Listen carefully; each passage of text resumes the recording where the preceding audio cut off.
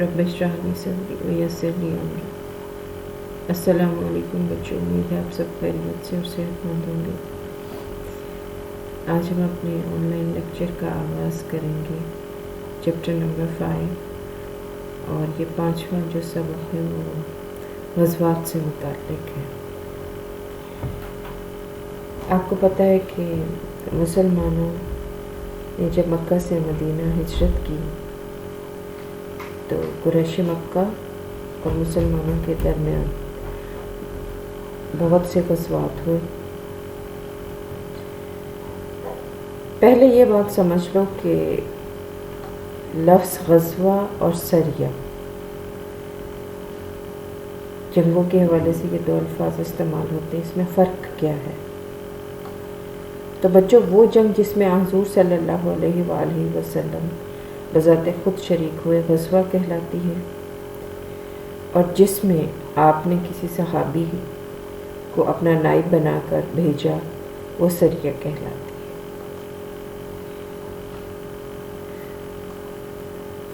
बहुत सारे मार्के हुज़ूर सल्लल्लाहु अलैहि वसल्लम और कुरैश मक्का के दरमियान हुए। तारीख़ की किताबों में इसकी तादाद मुख्तलिफ है। मवाहिबुल दुनिया में है कि जिन मार्कों में हुज़ूर सल्लल्लाहु अलैहि वसल्लम ख़ुद भी शरीक हुए उनकी तादाद तकरीबन 27 के करीब है। रौज़तुल अहबाब में है 21 दर्ज है, बाज़ 24 भी कहते हैं। सही बुखारी में हज़रत ज़ैद बिन अरकम से 19 ग़ज़वात की रवायत मिलती है, और इनमें 9 ग़ज़वात वो हैं जिनमें क़ताल हुआ। वो ये हैं बदर, उहद, अहज़ाब या खंदक, बनु क़ुरैज़ा, बनु मुस्तलिक, खैबर, फ़तह मक्का, हुनैन, ताइफ। जबकि सराया की तादाद तकरीबन 47 या बाज़ रवायात के मुताबिक 56 के करीब है। अब आते हैं पहले ग़ज़वे के। जो ग़ज़वा बदर है उसकी असबाब क्या थे। इस सिलसिले में जो मुख्तलिफ़ वजूहात दर्ज की गई हैं आपकी किताब में, उसमें सबसे पहले कुरैश का जज्बा इंतकाम या उनकी इस्लाम दुश्मनी। बच्चों, हमने पिछले चैप्टर्स में पढ़ा कि जब हुज़ूर सल्लल्लाहु अलैहि वसल्लम ने इस्लाम की तबलीग का आगाज़ किया तो मुशरिकीन मक्का ने भरपूर मुखालफत की, और वो मादूदे चंद लोग जो कि इस्लाम कबूल कर चुके थे उन पर तरह तरह के मज़ालिम ढाए।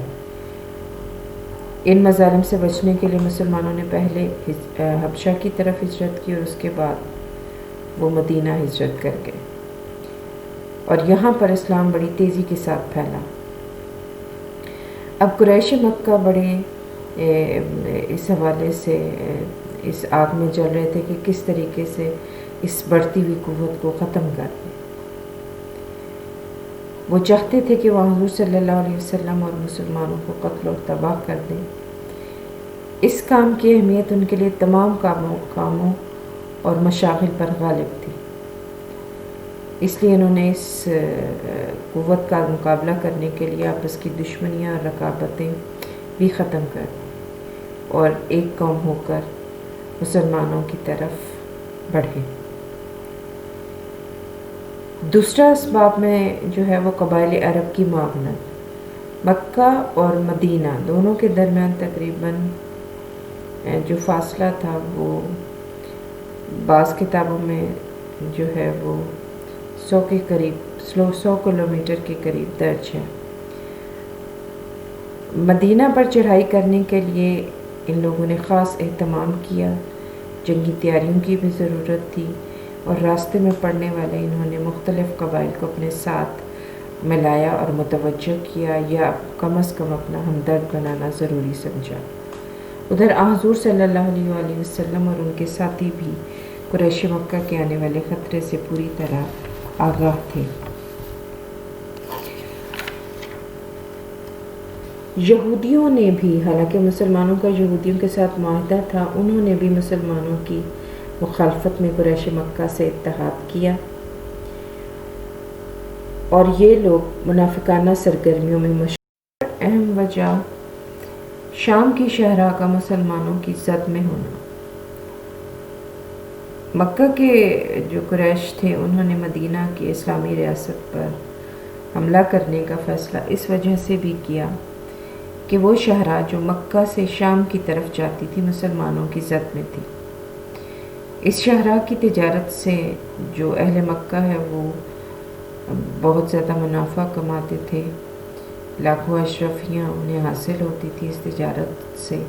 اس کا اندازہ ہمیں اس واقعے سے ہوتا ہے کہ بنو اوس اور اس کے مشہور سردار سعد بن معاذ جب طواف کعبہ کے لیے گئے تو ابو جہل نے خانہ کعبہ کے دروازے پر ان کو روکا اور کہا کہ تم نے تو ہمارے دین کے مرتدوں کو پناہ دی ہے اور ہم تمہیں اطمینان کے ساتھ مکہ میں طواف کرنے دیں۔ اگر تم امیہ بن خلف کے مہمان نہ ہوتے تو یہاں سے زندہ نہ جا سکتے تھے۔ جواب میں سعد بن معاذ نے کہا، خدا کی قسم اگر تم نے مجھے اس سے روکا تو میں تمہیں اس چیز سے روک دوں گا جو تمہارے لیے اس سے اہم تر ہے، یعنی مدینہ کے پاس سے تمہارا راستہ۔ پھر ان لوگوں نے اشاعت دین میں رکاوٹیں کھڑی کرنا شروع کر دی۔ مدینہ میں صورتحال بالکل مختلف تھی مکہ سے۔ یہاں مسلمان آزاد تھے اپنے دین پر عمل کرنے کے لیے، اور حضور صلی اللہ علیہ وآلہ وسلم پوری آزادی سے تبلیغ کر رہے تھے۔ اسلام کے اثرات دور دراز علاقوں میں پہنچ رہے تھے۔ جنوب کے یمنی قبائل میں سے بھی بعض جو سلیم الفطرت لوگ تھے وہ اسلام لا چکے تھے، اور ان کی کوششوں سے بحرین کا ایک سردار عبد القیس مدینہ کی طرف آ رہا تھا کہ قریش مکہ نے راستے میں اسے روک دیا۔ یہ بات تو واضح ہے کہ جب تک حق اور باطل میں سے کسی ایک کا فیصلہ نہیں ہو جاتا اس وقت تک یہ کشمکش جاری رہتی ہے، اور ایسا ہی اسلام اور قریش مکہ کے معاملے میں ہوا۔ پھر عبداللہ بن ابی سے خط خطابت بھی اس حوالے سے ایک وجہ شمار کی جاتی ہے۔ قریش مکہ نے اس کی تفصیل کچھ ایسی ہے کہ قریش مکہ نے خفیہ طور پر عبداللہ بن ابی جو کہ رئیس المنافقین تھا اس سے ایک خط لیا اور اس میں اس کو ڈانٹا کہ تم نے ہمارے آدمی کو پناہ دی ہے، ہم قسم کھاتے ہیں کہ یا تم ان کو قتل کر دو یا مدینہ سے نکال دو، ورنہ ہم تم پر حملہ کر کے تمہیں تباہ و برباد کر دیں گے اور تمہاری عورتوں کو تصرف میں لائیں گے۔ حضور صلی اللہ علیہ وآلہ وسلم کو جب اس خط و کتابت کا علم ہوا تو وہ خود عبداللہ کے پاس گئے اور فرمایا، کیا تم خود اپنے بیٹوں اور بھائیوں سے لڑو گے؟ گرچہ عبداللہ قریش کی خواہش پوری نہ کر سکا، لیکن مسلمانوں پر کفار کے ارادے روز روشن کی طرح سے عیاں ہو گئے کہ وہ اصل میں چاہتے کیا ہیں۔ اب ان لوگوں نے ایک اور بھی واقعہ جو ہے وہ وجہ بنا اس غزوہ کا، وہ مدینہ کی چراگاہ پر قرض کا دھاوا تھا، یعنی اس کا حملہ تھا۔ مکہ اور مدینہ کے درمیان جیسے جیسے کشیدگی بڑھتی جا رہی تھی، اس سلسلے میں ایک اور واقعہ بھی رونما ہوا کہ ایک مکی سردار تھا قرز بن جابر فہری۔ اس نے مدینہ کے باہر مسلمانوں کی ایک چراغ گاہ پر حملہ کر کے حضور صلی اللہ علیہ وسلم کے مویشی لوٹ لیے۔ اب یہ ایک کھلا چیلنج تھا مسلمانوں کے لیے۔ کچھ مسلمانوں نے اس کا تعاقب کیا لیکن وہ بچ کر نکل گیا۔ پھر ان لوگوں نے جو حفاظتی اور مدافعتی تدابیر بھی اختیار کی، قریش نے نہ صرف مدینہ پر حملہ کی دھمکی دی بلکہ عملی تیاریوں میں بھی یہ لوگ مصروف تھے، اور یہ خطرہ اس قدر بڑھ گیا تھا کہ صحابہ کرام رضوان اللہ علیہم اجمعین راتوں کو ہتھیار لگا کر سوتے تھے۔ ان حالات سے مجبور ہو کر مسلمانوں کو اپنی اور اپنے حامی انصار کی حفاظت کے لیے، جنہوں نے اسلام کی خاطر قریش کی دشمنی خریدی تھی، جو جیسے میں آپ کو بتا رہی تھی کہ جو مدینہ کے انصار تھے انہوں نے اسلام کی خاطر قریش کی دشمنی خریدی تھی. اب ظاہر ہے حضور صلی اللہ علیہ وسلم کو ان قریشیوں کی سرگرمیوں کے خلاف مدافعانہ کارروائی کرنی تھی. چنانچہ حضور صلی اللہ علیہ وآلہ وسلم نے قریش کے جو قافلے تھے تجارت کے ان کی روک ٹوک اور چیکنگ شروع کر دی. حضرت حمزہ رضی اللہ تعالیٰ عنہ، حضرت عبیدہ بن حارث رضی اللہ عنہ اور سعد بن ابی وقاص رضی اللہ تعالیٰ عنہ مختلف اوقات میں تھوڑی تھوڑی جماعت کے ساتھ مکہ کی طرف گئے، لیکن جنگ کی نوبت نہ آئی. مسلمانوں نے کسی کاروان کو لوٹا بھی نہیں قریش کی، لیکن اس طرح سے قریش پر ایک معاشی دباؤ بڑھ گیا اور ان کے اندر مسلمانوں کے حوالے سے خوف بھی پیدا ہو گیا. پھر حضور صلی اللہ علیہ وسلم نے جو ہے مدینہ کی حفاظت کے لیے مدینہ کے جو قرب و جوار کے قبائل سے معاہدہ کیا. سب سے پہلے قبیلہ جہینہ سے معاہدہ ہوا کہ وہ فریقین میں سے کسی کا ساتھ نہیں دیں گے، یعنی نیوٹرل رہیں گے. اس کے بعد قبیلہ مسنیہ سے معاہدہ کیا گیا کہ اگر کوئی طاقت ان پر حملہ آور ہوگی تو مسلمان ان کی مدد کریں گے، اور جب مسلمانوں کو ان کی مدد کی ضرورت ہوگی تو مدد کے لیے آئیں گے. خود حضور صلی اللہ علیہ وسلم بنفس نفیس العشیرہ تشریف لے جا کر بنی مطلح سے بھی انہوں نے معاہدہ کیا.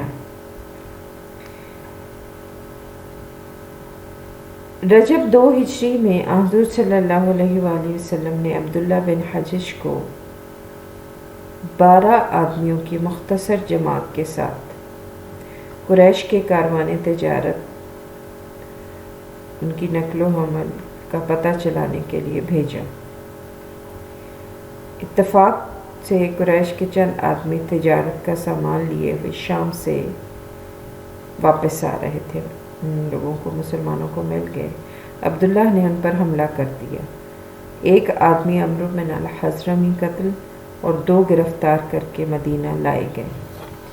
حضور صلی اللہ علیہ وآلہ وسلم نے اس فعل پر ناپسندیدگی کا اظہار کیا اور فرمایا کہ میں نے تم کو جنگ کی اجازت نہیں دی تھی.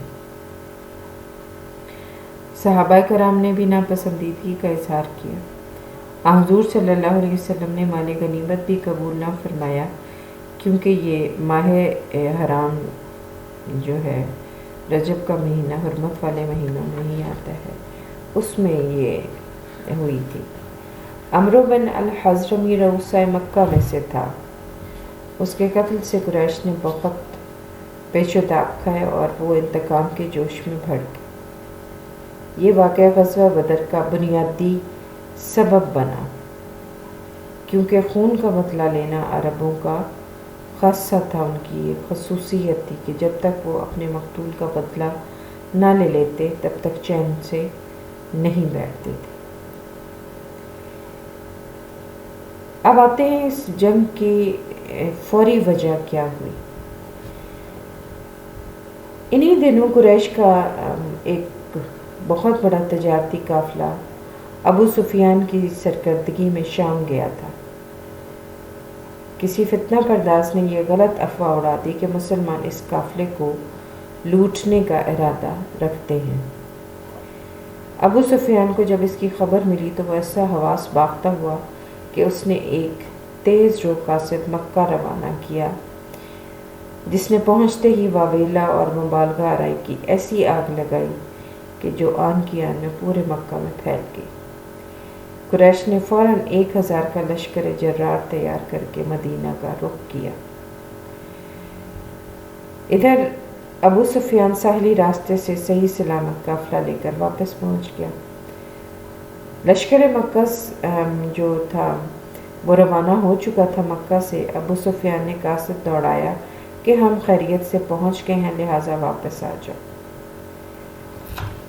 یہ قاصد جو ابو سفیان کا بھیجا ہوا تھا جوفہ کے مقام پر لشکر سے جا ملا اور ان کو ساری رودات سنائی کہ قافلہ سلامتی سے پہنچ گیا ہے. اس پر کچھ سرداروں نے تو مکہ لوٹ جانے کی رائے دی، لیکن ابو جہل نے ہاں تو بچوں، میں آپ کو بتا رہی تھی کہ ابو جہل نے انکار کر دیا واپس جانے سے اور لڑائی پر مصر رہا۔ اس کی ہٹ دھرمی کو دیکھتے ہوئے بنی زہرہ اور عدی کے قبائل لڑائی کو غیر ضروری سمجھتے ہوئے واپس آ گئے۔ ابو جہل باقی ماندہ لشکر لے کر مقام بدر کی طرف بڑھا۔ ادھر جب مسلمانوں اور حضور صلی اللہ علیہ وآلہ وسلم کو اس لشکر کی پیش قدمی کی اطلاع ملی تو آپ صلی اللہ علیہ وآلہ وسلم نے مہاجرین اور انصار کو بلا کر مشورہ کیا۔ مہاجرین نے بار بار مستقل مزاجی اور ساتھ دینے کے عزم کا اظہار کیا، مگر جب حضور صلی اللہ علیہ وآلہ وسلم نے پھر وہی سوال دہرایا تو انصار کو خیال ہے کہ اب شاید حضور صلی اللہ علیہ وسلم ہم سے مخاطب ہیں۔ چنانچہ سعد بن معاذ رضی اللہ تعالیٰ عنہ نے عرض کیا کہ یا رسول اللہ صلی اللہ علیہ وسلم، ہم آپ کے تابع فرمان ہیں۔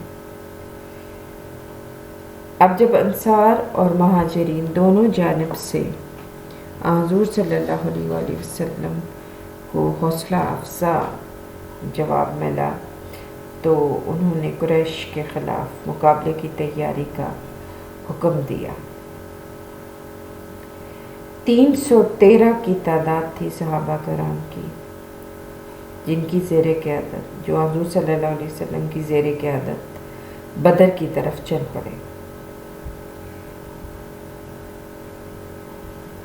یہاں پر میں آپ کو ایک اور واقعہ بھی بتانا چاہوں گی کہ جب حضور صلی اللہ علیہ وسلم نے مشورے کے لیے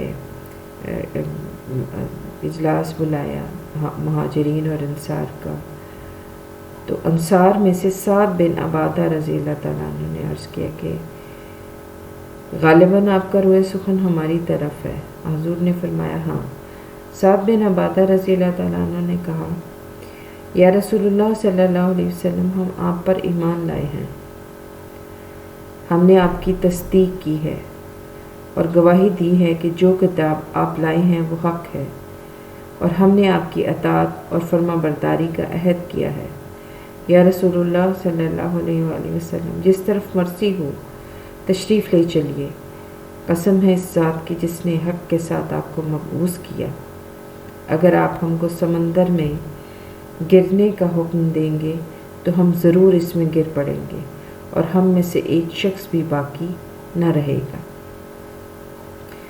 اسی طرح حضرت مقداد انصاری رضی اللہ تعالیٰ عنہ نے کہا ہم موسیٰ کی امت کی طرح نہیں ہیں جس نے موسیٰ سے کہا تھا کہ تم اور تمہارا رب دونوں لڑو، ہم تو یہاں بیٹھے ہیں بلکہ ہم آپ کے دائیں بائیں آگے پیچھے آپ کے ساتھ لڑیں گے۔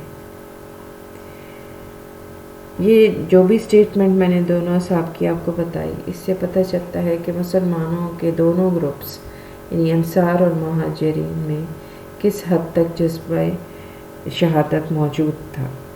بہرحال مشاورت کے بعد مجاہدین کو تیاری کا حکم ہوا اور مسلمانوں میں شہادت کا ذوق اتنا تھا کہ ایک نوعمر صحابی حضرت عمیر بن ابی وقاص اس خیال سے چھپتے پھرتے تھے کہ کہیں کم عمر ہونے کی وجہ سے واپس نہ بھیج دیے جائیں۔ تاہم جیسے میں نے آپ کو پہلے بتایا کہ مجاہدین کی تعداد 313 سے زیادہ نہ تھی،